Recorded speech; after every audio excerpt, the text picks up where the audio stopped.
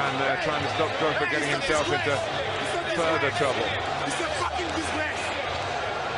Oh, it's not a bad ball for Pele on the right side. It's Carlos Alberto. Oh, what a great goal that was! Carlos Alberto. Maradona just walked away from Huddle then. Valdano, smoked and Maradona! They're appealing for offside. The ball came back off the foot of Steve Hodge. And Maradona gives Argentina the lead. The England players protesting to the referee. Halve finale komen. Ik heb opeens zo'n gevoel dat we in de halve finale gaan komen. Met het balbezit voor Frank de Boer. Frank de Boer speelt de bal. Heel goed naar Dennis Bergkamp. Dennis Bergkamp. Dennis Bergkamp neemt de bal aan. Dennis Bergkamp. Dennis Bergkamp. Dennis Bergkamp. Dennis Bergkamp. Dennis Bergkamp. Oh! Frank de Boer speelt de bal naar Dennis Bergkamp. Die neemt de bal feilloos aan. En die schiet de bal erin.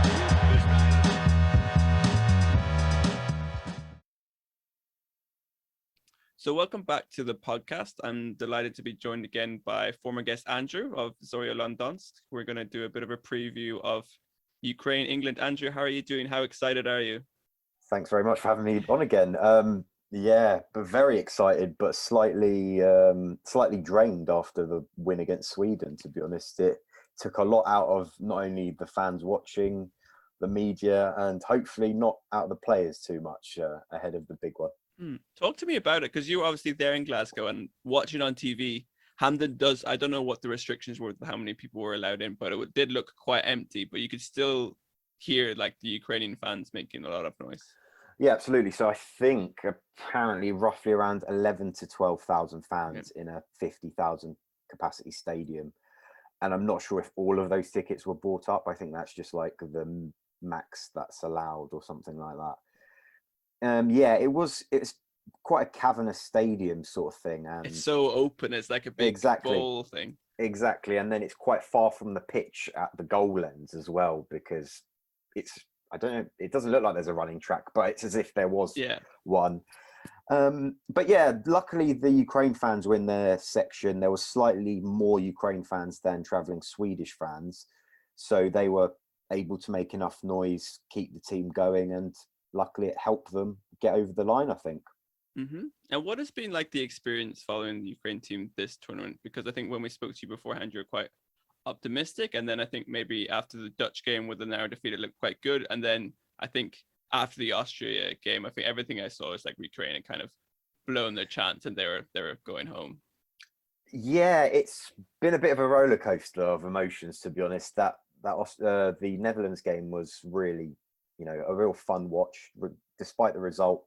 People were still quite optimistic that Ukraine got back into it, maybe didn't get the win, but that was down to a few individual mistakes rather than anything sort of game management wise.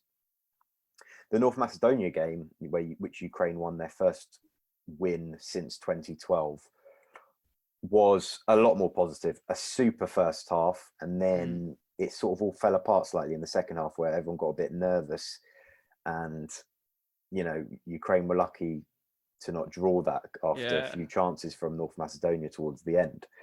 And then, the Austria game, no one's really sure what happened. It was as if they set out. I thought it was as if they set out to play for the draw, sort of thing.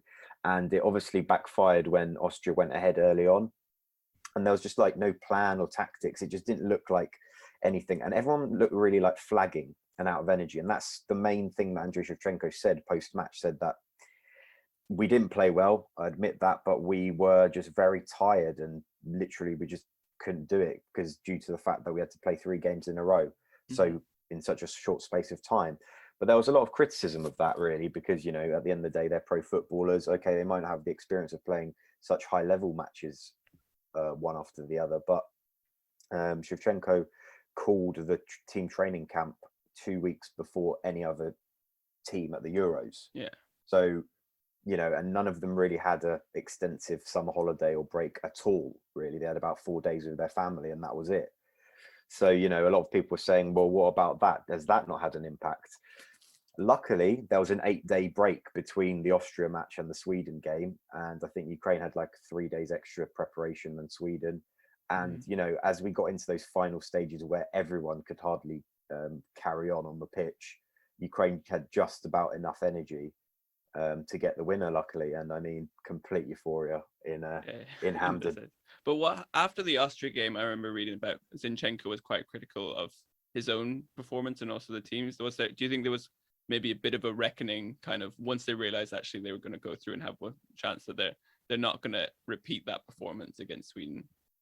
Absolutely. So after the Austria loss, apparently, this is what Zinchenko and Malinovsky said in the few days after the game, that they all went back to the hotel, had like a massive huddled discussion and got everything off their chest, as in what was negative about the performance, what's going on. Basically, probably like kicking themselves up the arse a bit. Yeah. And essentially, I think it worked. They looked like a lot more passion and a lot more, wanting to do well in this Sweden match. And if anything, it looked like the fact that they embraced the fact that they had got a second chance. Yeah. They knew that literally, come on, we've been given a blessing here, essentially. You can't let this slip. And, now they're history makers, essentially getting out the group, okay, not of their own accord. So less of an achievement, really, in the grand scheme of things, despite the fact that Shevchenko said it was like the main objective of the tournament. I think reaching the quarterfinals has sort of met expectations, in my book anyway, because I think that was sort of the minimum for them. And here we are on the verge of potentially a first ever semi-final in Ukraine's history against Gareth Southgate's England, who haven't conceded a goal. So it's going to be tough. Yeah, what was the reaction to the win against Sweden, especially the way it came with a goal in the very last minutes of extra time? Must have been insane. I mean, in the stadium, it was just complete elation, relief. Like people were crying in the stands. It was like that sort of emotionally charged.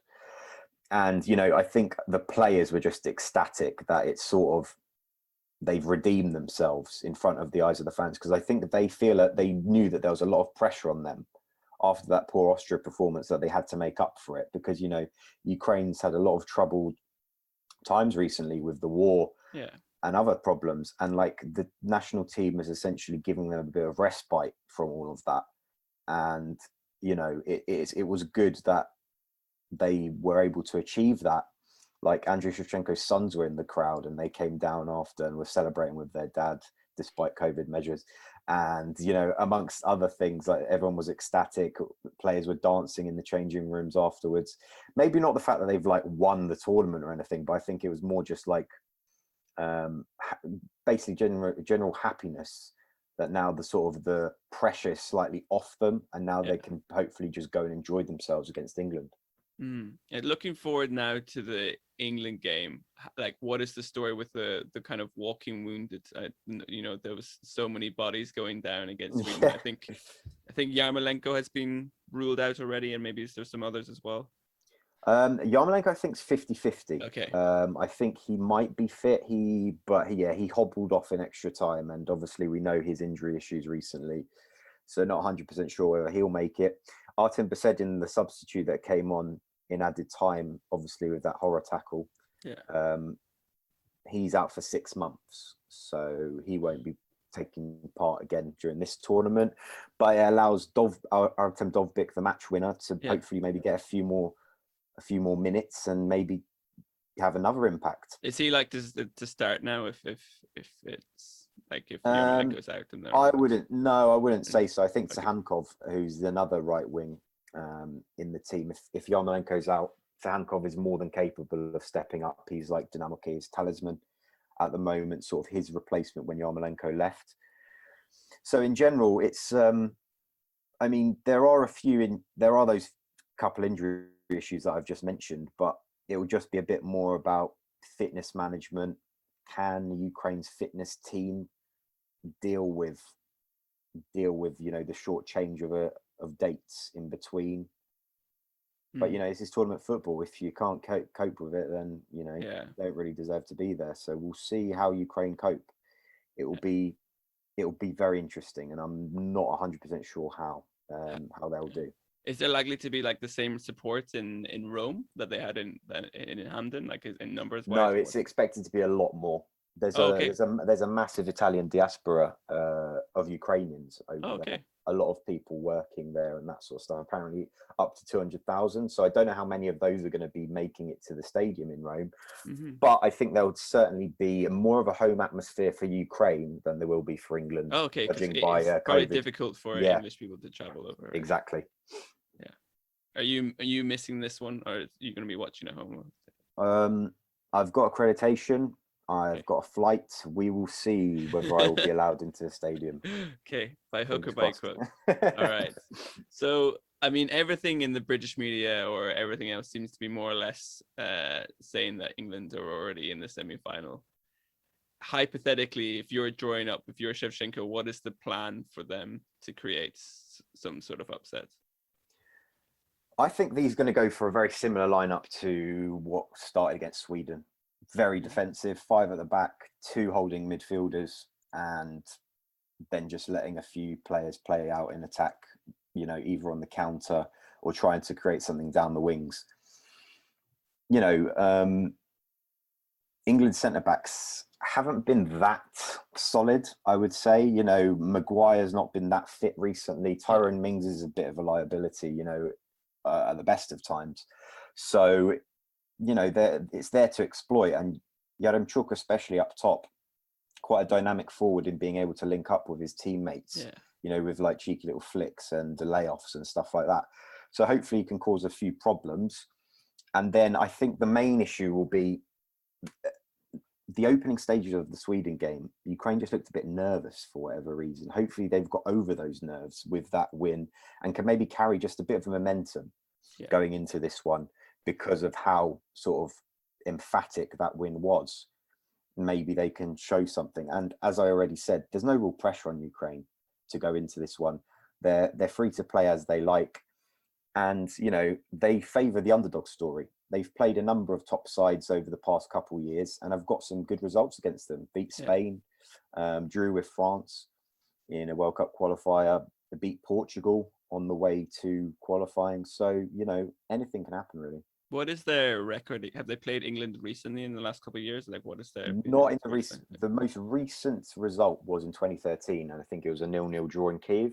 Okay. And then before that was a 1-1 draw at Wembley, when Conor Plamka scored a sort of a memorable curler. Yeah. Ukraine have only beaten England once, I think in 7 attempts, if I'm not mistaken, and that was in Dnipro in 2009 when Rob Green got sent off. Yeah. And then there was a bit of a wonder goal that decided it. But yeah, ironically, the first ever match I've ever seen as a football live for me was England versus Ukraine at Wembley Stadium in 2000. And someone shared a photo of the matchday program again, which I have, but it's of on that matchday program back in 2000 was Andriy Shevchenko and Gareth Southgate on the front cover. So, I mean, what are the chances? So yeah, again. it's back again now as managers. Going to be interesting for sure. On Shevchenko, what has he said about England so far? Has he given some hints on what the approach is going to be from Ukraine, or maybe like how they're kind of looking at it? So Shevchenko is typically very coy whenever he responds to any questions on tactics, on personnel, anything. It's like literally, you're not going to get anything out of him until the match day. However, he has, commended England for playing very well this tournament. They're very well organised, solid. He knows that they've got a lot of world-class players. Zinchenko, who was with him the other day in the press conference as well, also commended the fact that England's bench is probably costs more than Ukraine's entire squad. Yeah. So, that's the sort of things we're working with, but hopefully, Zinchenko can maybe give a few tips on how to stop Sterling, and who knows? Honestly, I think now we're in knockout stage football, like we saw in the Switzerland-France game. Literally anything. Yeah, I mean, somebody could get sent off in the first 5 minutes for England, and then the whole thing, whole narrative changes. But how strong is your hope? Are you kind of just viewing it as a free hit for Ukraine or experience, or is there something you went, okay, there I can't see them exploiting something in England? Yeah, I'm not 100% sure how Ukraine will get the win, maybe tactically. I just think the thing that they could possibly exploit is the potentially hostile atmosphere. Yeah. That will probably be almost overwhelmingly on their side, because I think the Italians that will be in the stadium as well Will be very will be backing Shevchenko, obviously, due to his Yeah. history in the country, and also the fact that they probably don't want their Italian side playing England at Wembley in a final, which might be a bit of an unfair advantage for themselves.